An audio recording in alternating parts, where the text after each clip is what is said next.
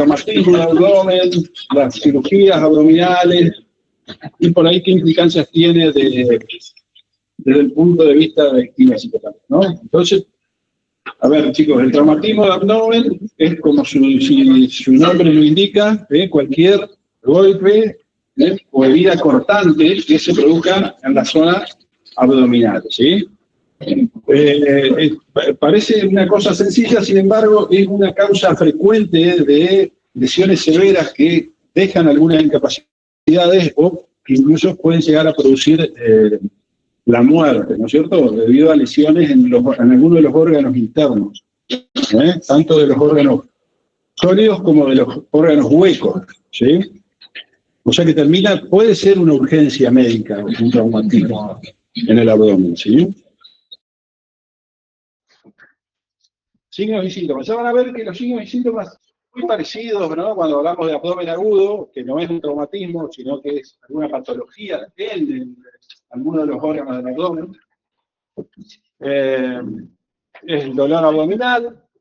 El abdomen presenta cierta distensión, es como que está suelto, flojo, ¿no es cierto?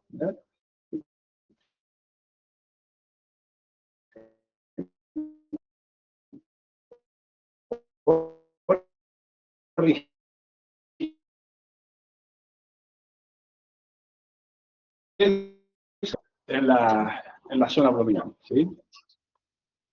Si alguno de esos órganos se lesiona, puede producir una hemorragia que al tener capacidad la cavidad peritoneal, puede ser una hemorragia importante que puede causar la muerte, ¿sí? Por eso sería un poquito la urgencia, ¿no? O puede producir procesos infecciosos. Para diagnosticar se necesita una ecografía o una tomografía y muchas veces se hace una cirugía que es una cirugía exploratoria. Cuando sospechan de algo, hacen una cirugía, que es una cirugía exploratoria que puede llevar un lavado peritoneal, que es poner solución fisiológica y aspirar, abrir el abdomen y lavarlo. Eso es el lavado peritoneal, ¿sí? Lavar toda la zona abdominal. Después les voy a subir porque no está todavía en el campus, pero después se lo subo. O sea que los van a tener en el campus a este Power, ¿sí? Para que no se preocupen, tomen apuntes, pero van a tener todo. La etiología, la principal causa de traumatismo abdominal es los accidentes de tránsito, ¿no? Los accidentes de tránsito y muchas veces el cinturón de seguridad, que al producirse el impacto puede producir alguna lesión en la zona abdominal, en algún órgano de la zona abdominal, y sobre todo en niños. Entonces, y no les estoy diciendo que no usen el cinturón de seguridad, pero fíjense como que a pesar de que el cinturón de seguridad es una medida de seguridad, muchas veces es la causa de alguna lesión importante, ¿no? Los accidentes en bicicleta, típico, sobre todo en niños, ¿sí? Que caen y sobre todo si el manubrio se clava en la zona abdominal, ¿no? Los deportes, sobre todo los deportes de contacto, pueden producir algún tipo de traumatismo abdominal, pueden ser en los riñones, ¿no es cierto? El vaso es otra de los órganos que también se lesiona. El abuso, que sería, sobre todo en niños, ¿no? Que sería el niño golpeado, que uno de vez en cuando se entera que algún niño que tiene abusos fallece incluso, ¿no? Entonces, fíjense que el traumatismo abdominal es la segunda causa de muerte en chicos que sufren abuso, ¿sí? La primera es el traumatismo del cráneo, y la segunda es el traumatismo abdominal. Y bueno, después ya hablando de heridas abiertas, hablamos de heridas de bala o heridas de arma blanca, en donde, por supuesto, que puede producir una lesión en un órgano y puede producir también la muerte de la persona. El abdomen agudo. ¿sí? Entonces, un poquito de traumatismo abdominal sería esto que hablamos, ¿no? Es un traumatismo que produce una lesión en alguno de los órganos, que puede producir una hemorragia importante, el peritoneo tiene espacio para absorber, uno por ahí no puede absorber hasta 1 litro, ¿sí? de sangre, entonces puede pasar por ahí y no saber qué es lo que está pasando, ¿no? Por eso a veces es necesario ese tipo de cirugía exploratoria. El abdomen agudo engloba un montón de cuadros clínicos, porque cualquier órgano del abdomen que tenga un proceso infeccioso o un proceso cancerígeno, ¿sí? Puede producir un dolor agudo y invalidante, ¿no? O sea, realmente paraliza el dolor, ¿sí? Hay que hablar mucho de cuál es la característica de ese dolor. Es un dolor de muy alta intensidad, ¿sí? Entonces, ¿quién lo puede producir? Cualquier órgano que esté pasando por alguna complicación. Vamos a ver cuáles son los órganos que más comúnmente generan el abdomen agudo. Pero en realidad puede ser producido el dolor abdominal, entonces, que es de características muy intenso, es muy invalidante, alteraciones del tránsito intestinal, sobre todo la obstrucción intestinal, ¿no? Más también es causa de abdomen agudo, náuseas, vómitos, afectación del estado general, palidez, sudoración, inquietud, ¿sí? Todo lo que va a lo sistémico. Fíjense que un traumatismo abdominal puede causar un abdomen agudo, ¿sí? Porque puede producir una lesión en un órgano y puede producir un dolor que tenga estas características, ¿sí? Si el dolor no lo pueden controlar y dura más de 6 horas, se hace la cirugía exploratoria, esa que hablábamos recién. O sea, se abre el abdomen para inspeccionar, ¿sí? Qué es lo que puede estar pasando.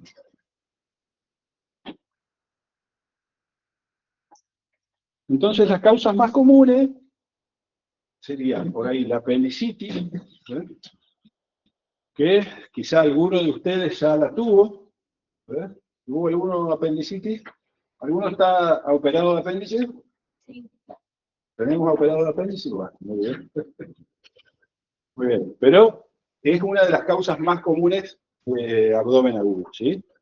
La colecistitis, que sería la vesícula biliar, La vesícula es otro órgano también que produce abdomen agudo, perforación por úlcera, ¿sí? Puede ser una úlcera gástrica, una úlcera duodenal, ¿sí? Que produce abdomen agudo, la obstrucción intestinal es una causa también de abdomen agudo, pero fíjense que esas son las más comunes, ¿sí? Las causas más comunes, pero fíjense acá están prácticamente todas, Entonces cada órgano puede dar, ¿sí? Porque el ovario puede ser, las trompas, el útero, ¿sí? El intestino delgado, todos los órganos pueden ser causa de,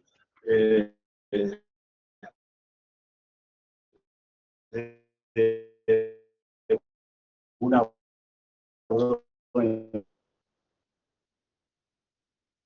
Lo otro es la peritonitis, que es se puede ver, la peritonitis puede ser una peritonitis por sí, digamos, o puede ser una desviación de un abdomen agudo, ¿sí?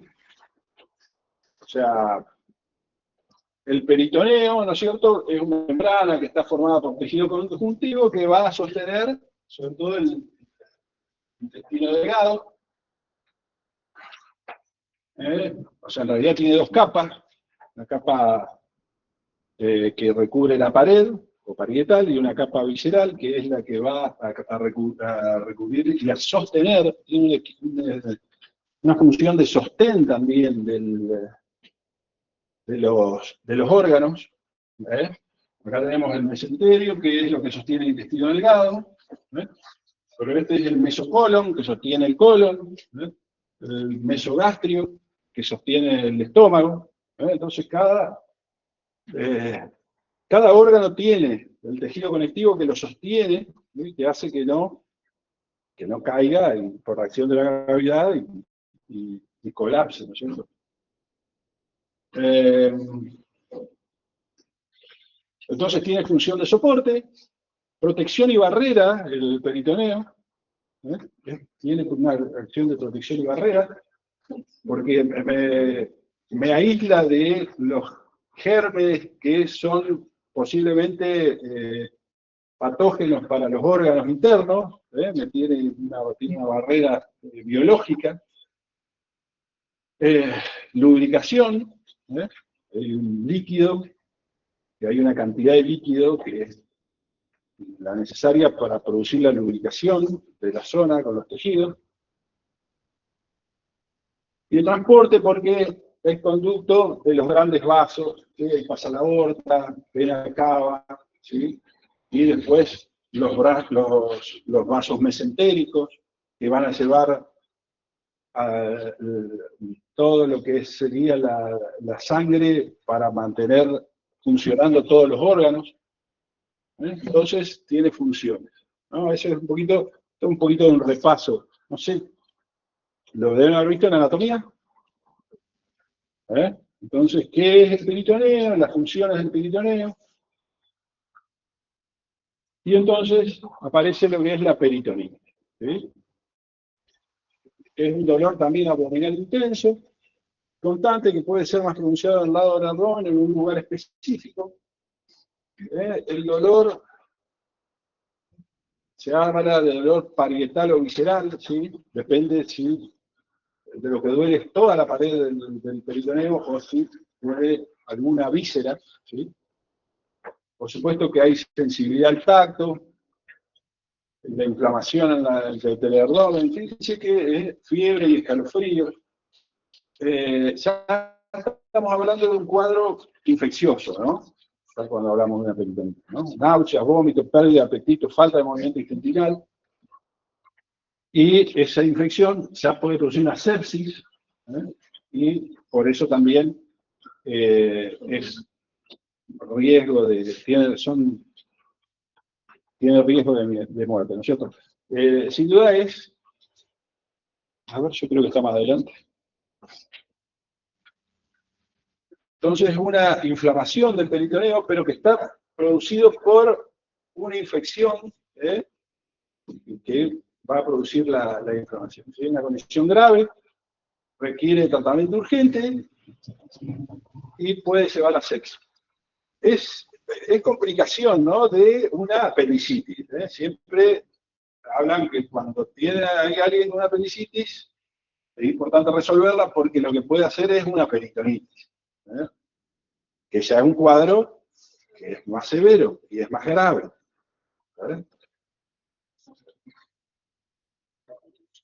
Muy bien, las causas. Muy bien, las más comunes entonces. Lo que dice a menudo es porque son las más comunes. Infección bacteriana que se propaga desde un órgano abdominal, desde cualquier órgano abdominal. En general el apéndice o la vesícula biliar, ¿sí? Pero puede ser el colon, puede ser el páncreas, ¿no?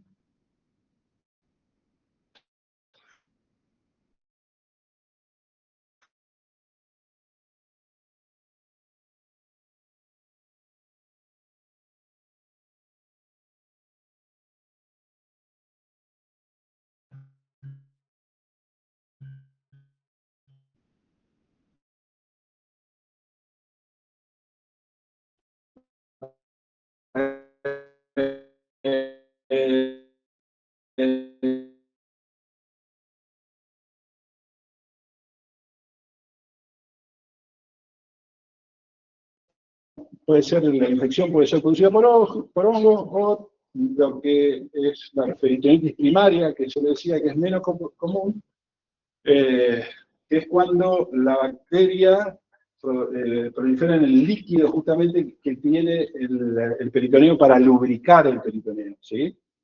Entonces, sin duda que hay que producir esos lavados peritoneales, ¿no? Pero ven cómo las causas, más allá de quién la produzca, siempre es infecciosa. Es infecciosa bacteriana, viral o por hongo, pero el proceso termina siendo siempre un proceso infeccioso. Bueno, vamos a ver ahora algunas cosas que tienen que ver con la terminología de lo quirúrgico, ¿no? De los cirujanos. Esto es bien de los cirujanos, el médico cirujano, no es del traumatólogo. El médico cirujano se dedica a esto, ¿no? Muy bien, entonces la primera palabra por ahí es laparotomía, ¿no? Laparotomía, que es cualquier cirugía, o sea, cualquier corte o cualquier incisión que se haga en la zona abdominal, ¿sí? Una, con una necesidad exploratoria o por lo que sea. A ver, ¿sí? Eso es una laparotomía. Muy bien. También se le llama celiotomía, pero la verdad que la palabra que van a encontrar es laparotomía. Si van a leer una historia clínica, la historia clínica va a decir laparotomía, ¿sí? La celiotomía, si vamos a la parte etimológica, ¿eh? Fíjense que etimológicamente pareciera más adecuada, ¿no? Porque fíjense que la celiotomía proviene de vientre e incisión, o sea que significa incisión en el vientre, ¿eh? O sea que celiotomía parecida más adecuada. Pero la que usan los cirujanos es la parotomía, ¿eh? Que es incisión o corte, incisión quirúrgica realizada en el abdomen para acceder a la cavidad peritoneal. Entonces, esa es la que van a escuchar más. Hoy el término que está más de moda es celiaquía, que tiene que ver con el vientre también, ¿no? De ahí viene, digamos, la palabra. Fíjense que la laparoscopía es una técnica quirúrgica mínimamente invasiva, que permite a los médicos visualizar el interior del abdomen y la pelvis a través de pequeñas incisiones utilizando el laparoscopio. Entonces, una laparotomía puede ser laparoscópica. ¿Sí? Si utilizan el laparoscopio. ¿Sí? Y si no, es una laparotomía a cielo abierto o con incisión. ¿Sí? Porque la laparoscopía, que es una laparotomía utilizando el laparoscopio, no es lo mismo que una laparotomía. ¿Sí? ¿Entiendes? ¿Sí? Porque por ahí son términos parecidos que nos pueden confundir. Nos pueden confundir.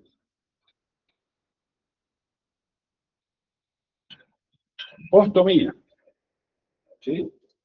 ¿Qué es una ostomía? ¿Ustedes lo vieron a esto? ¿Capaz que lo vieron en alguna materia? Muy bien. Significa boca o abertura, ¿sí? Y se refiere a la creación de una nueva abertura quirúrgica para evacuar desechos del cuerpo. ¿Ves? Entonces, tenemos la colostomía o la ileostomía, ¿sí? Que sería cuando le hacen a una persona, no sé,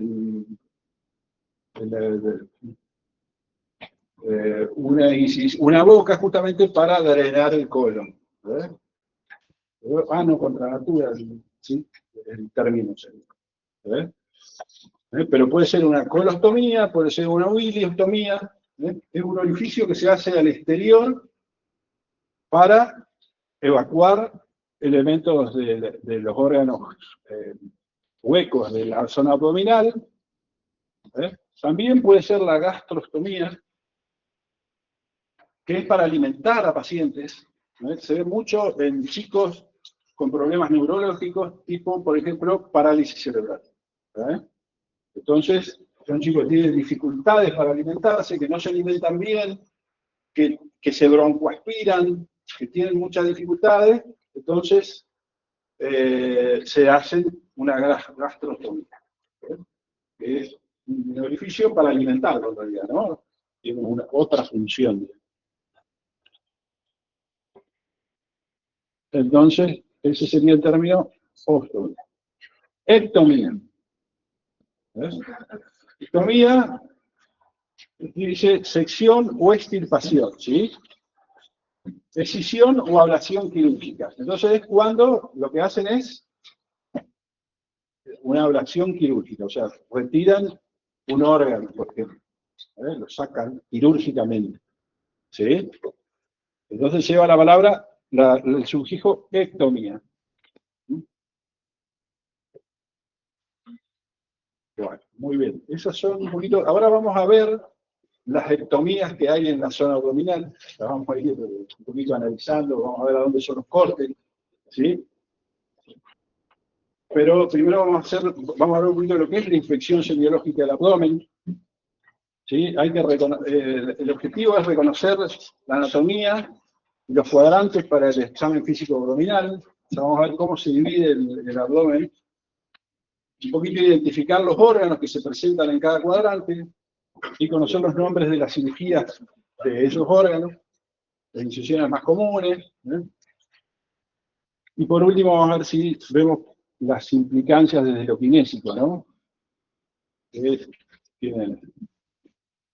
Bueno, entonces, para la inspección semiológica del abdomen, al abdomen se lo divide en 9 cuadrantes, ¿sí? 2 líneas verticales que pasan por la línea hemiclavicular o por las tetillas, podría ser, a la altura de las tetillas, y 2 líneas verticales, una a la altura de las crestas ilíacas y la otra en la base de la última costilla. Entonces, última costilla, crestas ilíacas. Muy bien, y entonces se describen 9 cuadrantes. La fosa ilíaca derecha sería acá. Flanco derecho, hipocondrio derecho, epigastrio, hipogastrio, hipocondrio izquierdo, flanco izquierdo, fosa ilíaca izquierdo, hipogastrio y mesogastrio. ¿Sí? Estos serían entonces los cuadrantes. Son los 9 cuadrantes. Muy bien, para la inspección, primero hay que hacer una observación del abdomen, o sea, que tiene que estar sin duda el abdomen descubierto. Podemos ver si tiene alguna cirugía previa, si tiene alguna cicatriz de otra cirugía. Se puede incluso ver latir o se puede palpar el latido de la aorta. Muchas veces con solo mirarlo al paciente así se puede ver el latido de la aorta, que va a estar en la zona baja acá, ¿sí? En esa zona se puede palpar. Y siempre, y después, bueno, viene la parte de palpación, que siempre el cirujano, si ustedes han ido al cirujano, arranca en la fosa ilíaca derecha, va siguiendo el colon, y hace como una espiral así, ¿sí? Pero va a ir a revisar todos los cuadrantes, ¿no? Va a ir palpando de a uno. Y entonces vemos, ¿no? Que en la fosa ilíaca derecha, ¿qué estructuras tenemos? ¿Sí? Tenemos la trompa de falopio, el ovario, ¿sí? Arranca el colon ascendente y ahí está el apéndice, ¿no? El apéndice que está, ¿no?, en esta zona. Que ya vamos a ver la cirugía. Hacia el flanco derecho está el colon ascendente, ¿sí? Y por atrás tenemos el riñón, ¿sí? Una parte del riñón, no todo, hay una parte que está por arriba, y después tenemos, ¿no? En el hipocondrio derecho tenemos gran parte del hígado y la vesícula biliar, ¿sí?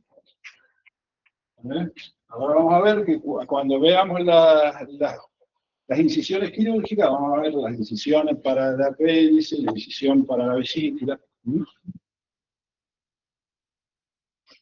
En la zona del epigastrio está el estómago, la cabeza del páncreas, que está acá atrás, ¿sí? Y el estómago, fíjense que tampoco es que todos los órganos están como encuadrados en un cuadrante, ¿sí? O sea, acá el hígado, la parte principal del hígado está en el hipocondrio, pero fíjense que en el epigastrio también tenemos parte del hígado, ¿no? O sea, no es que está solamente ahí. ¿Sí? Sin duda que esta definición de los cuadrantes es para ubicar un poquito la zona. Y después tenemos entonces el hipocondrio izquierdo, donde tenemos por ahí la parte de la cola del páncreas, el vaso está acá, que el vaso es uno de los órganos que muchas veces sufre con el traumatismo abdominal, muchos, después de un accidente deportivo, de tránsito, mucha gente le termina extirpando el vaso, por un traumatismo abdominal sería, ¿no? Sería una de las causas que veíamos hoy. Y después tenemos el colon descendente, y lo mismo de este lado, acá sería una parte del riñón, ¿sí? Colon sigmoideo, y ya el recto y el ano, sería acá en la... Muy bien, en esta zona, entonces, acá en esta zona tenemos el útero y pero en el hombre, por ejemplo, la próstata, ¿sí? Que es una cirugía que hoy se ve bastante. La cirugía de próstata se ve bastante, ¿no? Y después ya está la zona del mesogastrio, en donde estaría más que nada el intestino delgado, ¿no? Entonces, muy bien, un poquito de ahí, ¿sí? Tenemos una idea de todos los órganos, y más o menos una idea nos da de la ubicación de esos órganos.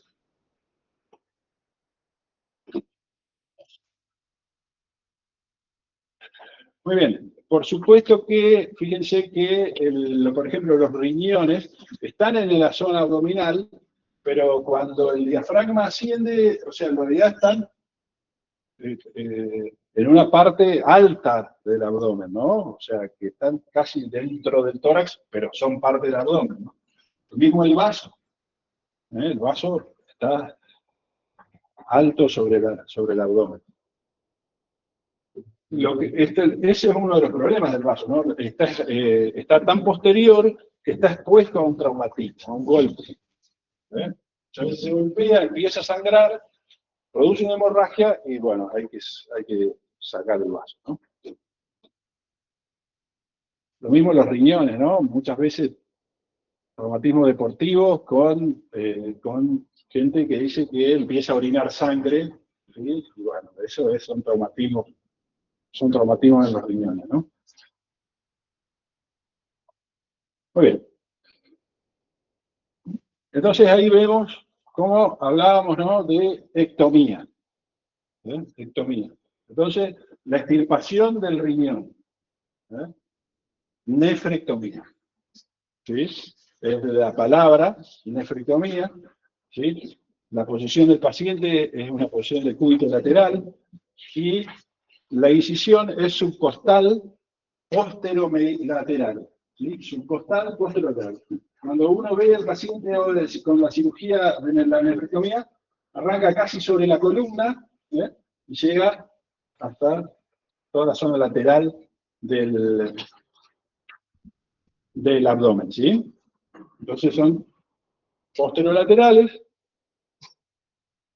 y sería la extirpación del riñón, ¿no?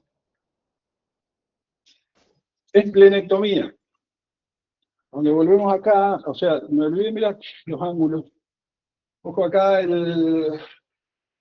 acá hace el ángulo hepático, o sea, el colon ascendente, acá está el ángulo hepático, colon transverso, ángulo esplénico, ¿por qué? Porque está en contacto con el vaso, colon descendente, ¿sí?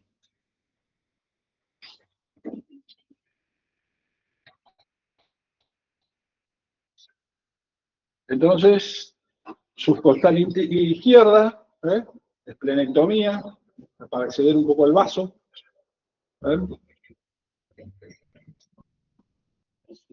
todas estas cirugías pueden ser laparoscópicas hoy, ¿sí? O sea, todas estas cirugías, que estamos mirando cuáles son las incisiones quirúrgicas a cielo abierto, ¿ves?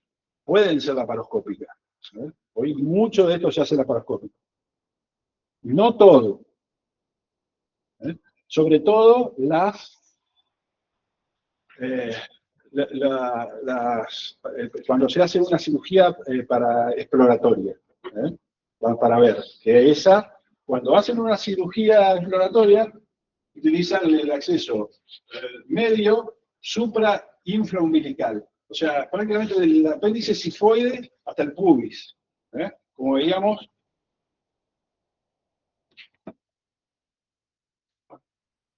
en este paciente. En este paciente, ¿sí?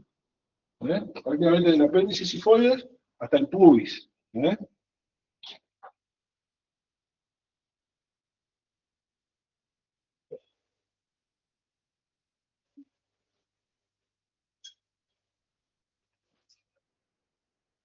Hasta el pubis, ¿no? Eh, muy bien, entonces teníamos la ectomía acá, apendicectomía. Este es más fácil porque lleva el nombre del órgano. El apéndice, apendicectomía. El vaso ojo que es esplenectomía. Entonces, eso los confunde. Después, en el examen empiezan la vasectomía. No, eso es otra cosa. Eh, Muy bien, entonces tenemos, la incisión se llama de McBurney, ¿sí? Acá es una incisión clásica. No sé quiénes tenían ¿vos tenías la cirugía? Sí. ¿Así o la parascópica? No, la que estaba construida. Ah, la de Lance, ¿así? Bueno, muy bien, no es la más común, lo más común es esta, ¿sí? Fíjense, ¿eh? Fíjense cómo todas las cirugías, no solamente esta, por supuesto que si hacen una sifo pública, sí tiene que ver el tamaño, ¿no? de la cirugía. Pero todas atraviesan, fíjense, atraviesan el tejido celular subcutáneo, la aponeurosis, los músculos oblicuos y transversos, el peritoneo, ¿sí? Y ahí ingresan a la cavidad peritoneal, justamente el abdomen. ¿Eh? O sea que todas las cirugías atraviesan todos esos planos. O sea que producen lesiones. ¿Eh? Que después cicatrizan, y hay que ver la forma en que cicatrizan. Pero todas, cualquiera, van a atravesar todos los planos y van a llegar al peritoneo, ¿no? Esas son cicatrices clásicas, que esas no están bien, ¿no es cierto?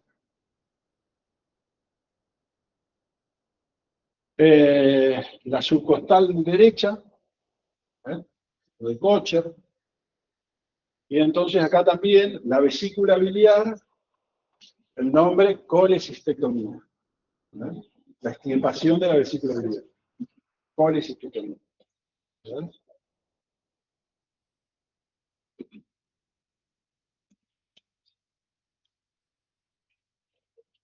Muy bien, ahí está, ¿no? La incisión, la mediana, la incisión puede ser supraumbilical o infraumbilical, ¿no? Depende de la necesidad. Muchas veces se usaba la infraumbilical antes para las cesáreas. Hoy no se usa la infraumbilical para las cesáreas, se usa una transversal, que tiene que ver mucho también con la cuestión estética también, ¿no?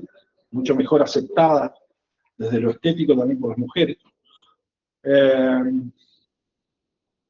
Y por supuesto la supraumbilical es para acceder a la zona del estómago. Infraumbilical, cuando hacen la inspección, ¿sí? la cirugía exploratoria, ¿eh? En realidad se hace supra infraumbilical y se abre y se explora. ¿Eh? Se saca todo afuera, se revisa y se vuelve a poner.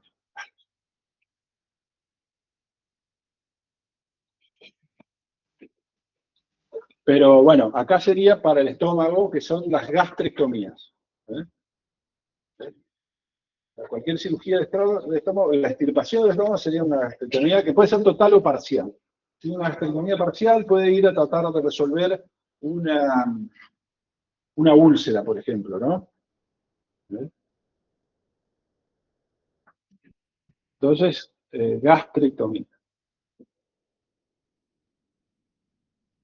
Bueno, y ese era el que no me iba a salir el nombre, Pfannenstiel, que sería la cicatriz para la cesárea. Sin embargo, esa cicatriz también puede ser utilizada para una cirugía de ovario, para una cirugía de trompas, para una ligadura de trompas podría ser. ¿Eh? Si es una cirugía, una extirpación del ovario, ovariectomía. Si es una extirpación de la trompa de falopio, salpingectomía. ¿Sí? Si es una extirpación del útero, histerectomía. Todos esos nombres, chicos, se los aprenden. Se los aprenden porque después los tienen que saber para leer una historia clínica, para charlar con otro profesional. ¿Eh? Mínimamente necesitamos tener los nombres y eso.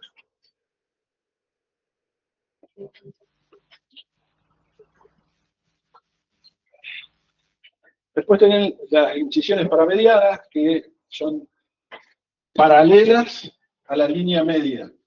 Pero son verticales. ¿Sí? Las incisiones son verticales, horizontales o oblicuas. La paramediana es paralela a la línea media, pero vertical. ¿Sí? Son cirugías verticales. Ya, en realidad no se utiliza tanto. Fíjense, puede dañar la irrigación sanguínea y nerviosa lateral de los músculos. Y en realidad todas pueden dañar la irrigación sanguínea y nerviosa, sobre todo la parte nerviosa, ¿no? Que si lesiona un nervio, después vamos a tener una atrofia muscular. Y también se va a ver eso, ¿no?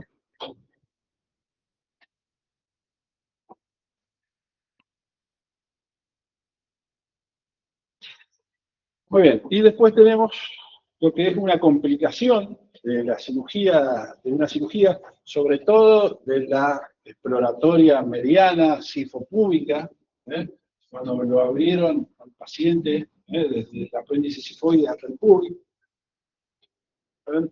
que es un defecto de la cicatrización. Puede ser porque los nudos estuvieron mal hechos, se abrieron los nudos, ¿eh? Normalmente entre el octavo y el 15º día, degradación tardía de las fibras musculares del aparato abdominal por denervación, que hablábamos recién de los músculos. Entonces, ¿eh? ¿Hay factores de riesgo? Sí, hay factores de riesgo. El principal factor de riesgo es la obesidad. ¿Sí? Si tenemos un paciente obeso que está suturado, tiene muchas más posibilidades de que la herida se abra.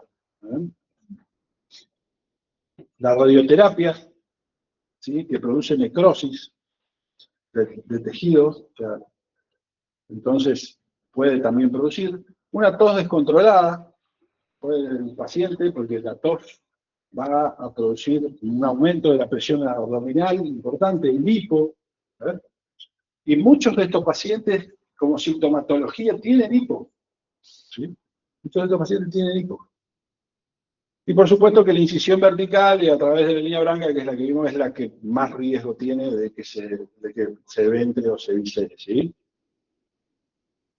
Así que ahí tenemos la ilustración.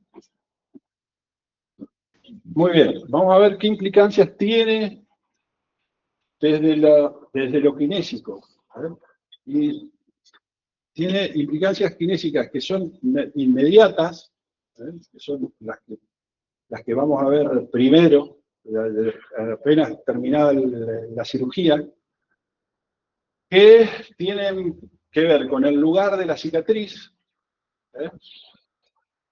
Porque el lugar de la cicatriz, porque lo que van a traer estas cicatrices sobre el paciente es miedo a mover mucho el abdomen, ¿sí?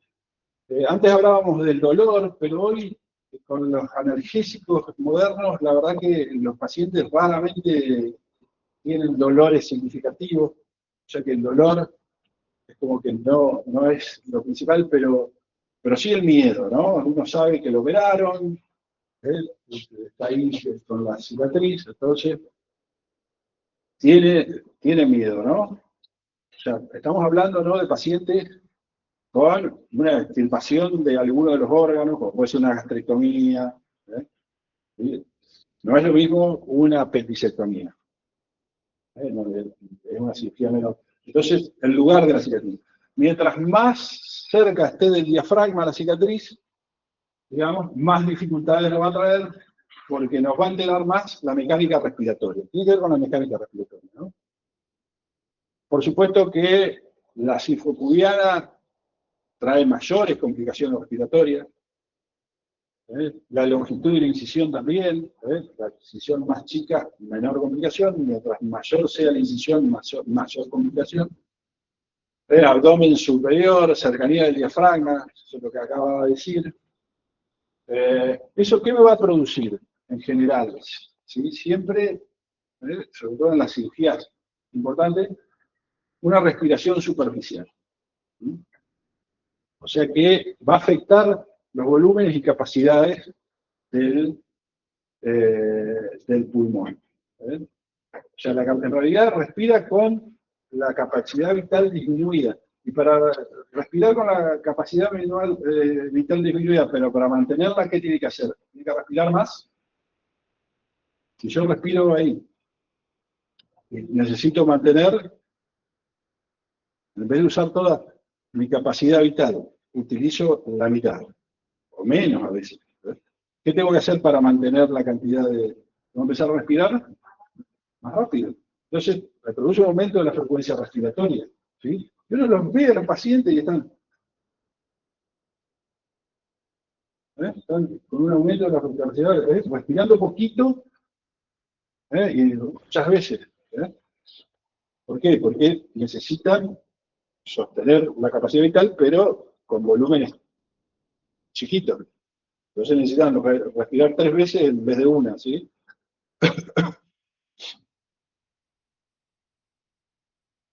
Y este tipo de respiración, por supuesto que produce atelectasias laminares, o sea, produce el efecto Schumann en el alvéolo, se cierra el alvéolo, ¿eh?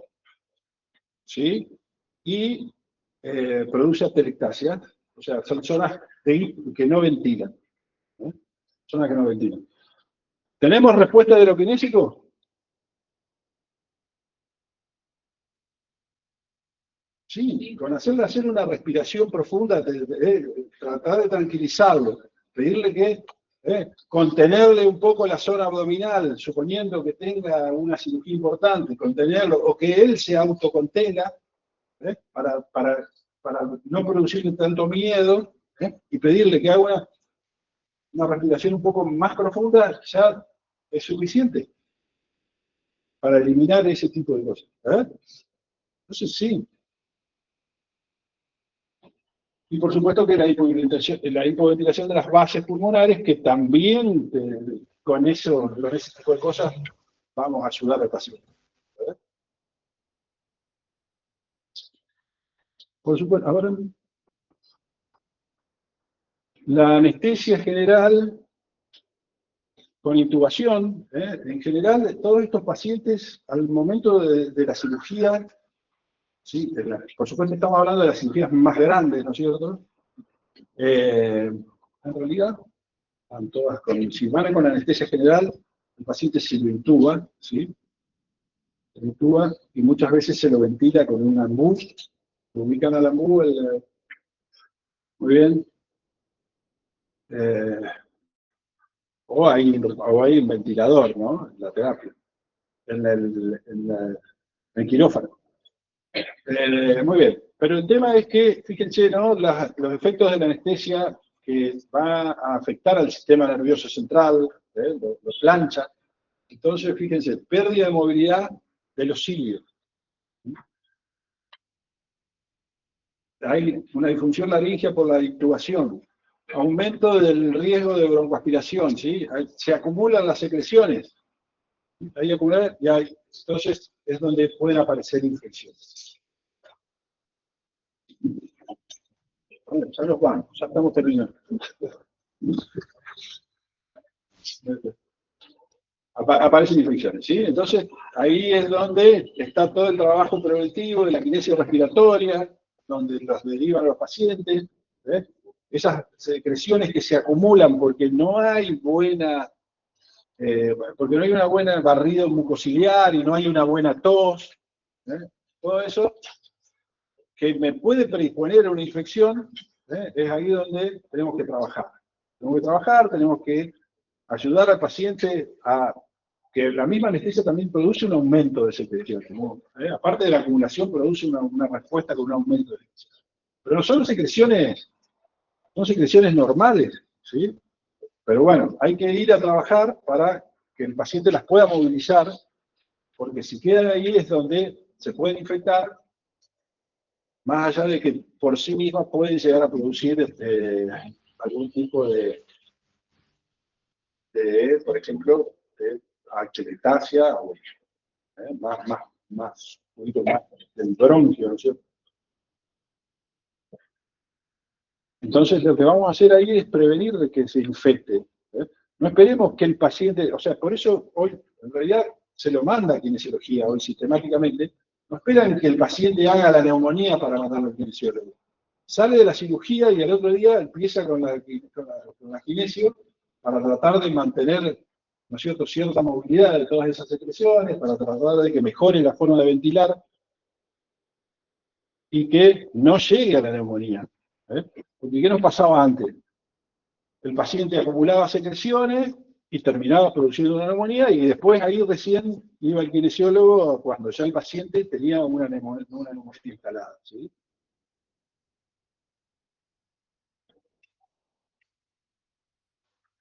Otra de las cosas que puede aparecer también es la respiración paradojal, ¿sí? El paciente tiene miedo, de hecho sí que es miedo, y respira con el tórax hundiendo el abdomen, ¿sí? O sea, respira es un tipo de respiración, la respiración paradojal, el síndrome restrictivo, que todo esto que yo que hablaba recién, ¿no?, tiene que ver con afectar esta capacidad vital. Y fíjense cómo la reducción es máxima entre las 24 y 48 horas. Y fíjense cómo en la medida que el paciente, van pasando los días y el paciente va cicatrizando y va tomando confianza, se recupera esa capacidad vital, ¿sí? O sea que entre los 7 y 10 días el paciente debería recuperar esa capacidad vital que era la que producía estos tipos de atelectasia, ¿no?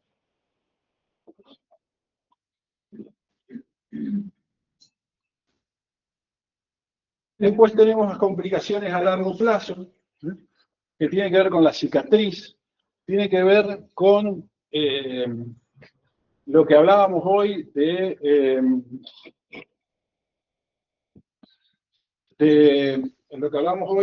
que se seccionan nervios, ¿sí?, que se producen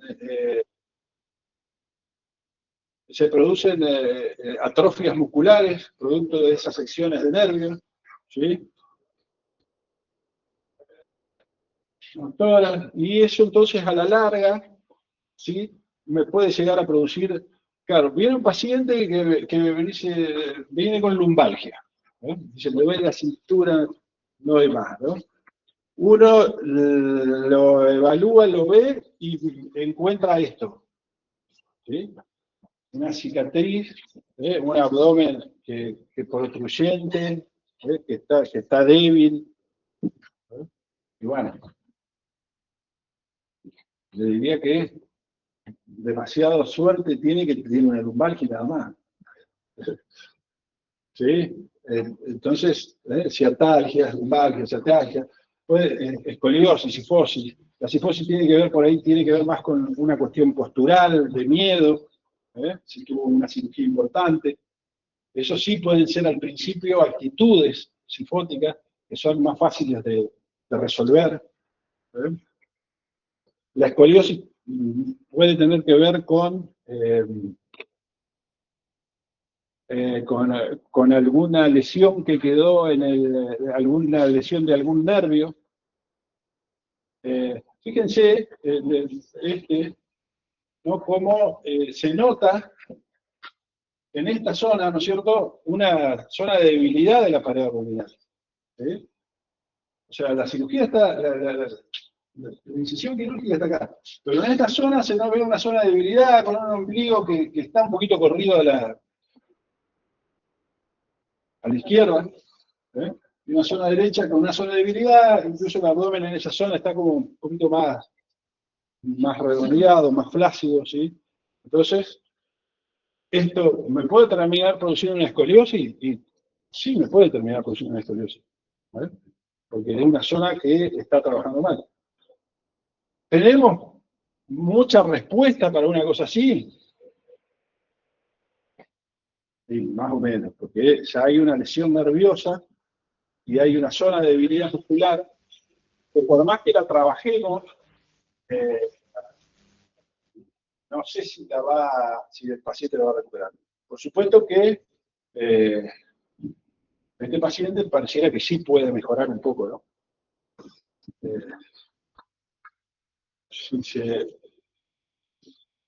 Pero entonces, esas son las cosas que por ahí a uno se le pasan. Porque uno a veces viene con la lumbalgia el paciente a ver, acostate, ¿viste? Acostate boca abajo, me pongo a trabajar y no le miré el abdomen.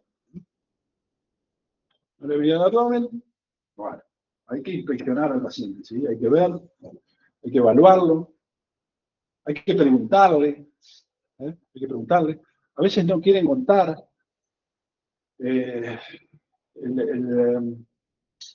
Ahora, en este momento tengo un chico de 14 años con una cirugía que le hicieron cuando nació porque tenía una obstrucción intestinal, ¿eh? Y es una cirugía transversal a la altura del ombligo, ¿sí? Es una cirugía aproximadamente así, importante, y la esconde. O sea, no la quiere mostrar. Vino la madre y me contó que tenía la cirugía, y cuando yo dije, no me habías dicho eso, a ver, mostrame. Y no la muestra, o sea, le costó mostrarme la cirugía. Es un chico que, a ver, que si tiene que andar en cuero en verano, le va a costar, ¿sí? Porque sin duda que tiene algo con esa cirugía que todavía no lo terminó de canalizar, ¿no? Pero bueno, son cosas que uno ve cuando empieza con la práctica profesional. Bueno, muy bien. Preguntas. Un poquito la idea era ver que era un traumatismo abdominal, que era un abdomen agudo, que era una peritonitis. Está todo muy relacionado, los síntomas son parecidos, son cosas distintas en realidad. Y después, un poquito tener una idea general de lo que es la inspección, no tan general. Tienen que manejar los cuadrantes, tienen que saber qué órganos hay en cada cuadrante, cómo se llaman las cirugías, y por ahí las incidencias desde lo kinésico, ¿no? Que tienen las inmediatas, que son las respiratorias, son todo el tema respiratorio, y las tardías, que tienen que ver con la cicatriz, ¿sí? Y con alguna lesión muscular que pueda haber quedado producto de la cirugía, ¿sí? O sea, eso es un poquito lo que estuvimos viendo hasta acá. ¿Alguna pregunta? ¿Ninguna pregunta? Tengo una duda, pero capaz me boba.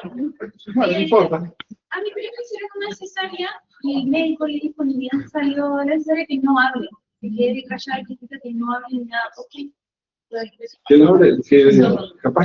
Capaz que quería que duerma el chico que no se despierta. No sé, pero capaz tenía algo que ver con respiración, migración, no sé, le mandaron a quedarse calladita. ¿Qué tipo de anestesia le hicieron? Si tiene que por ahí puede tener que ver con la anestesia. Por ahí sí hablan de que se llenan de gases, que hablan mucho. Y después, al llenarse de gases, complica porque ya el gas sí está en la zona abdominal, el estómago, intestino, ¿sí? Y entonces complican las sensaciones, y posiblemente pueda haber pasado por esa razón.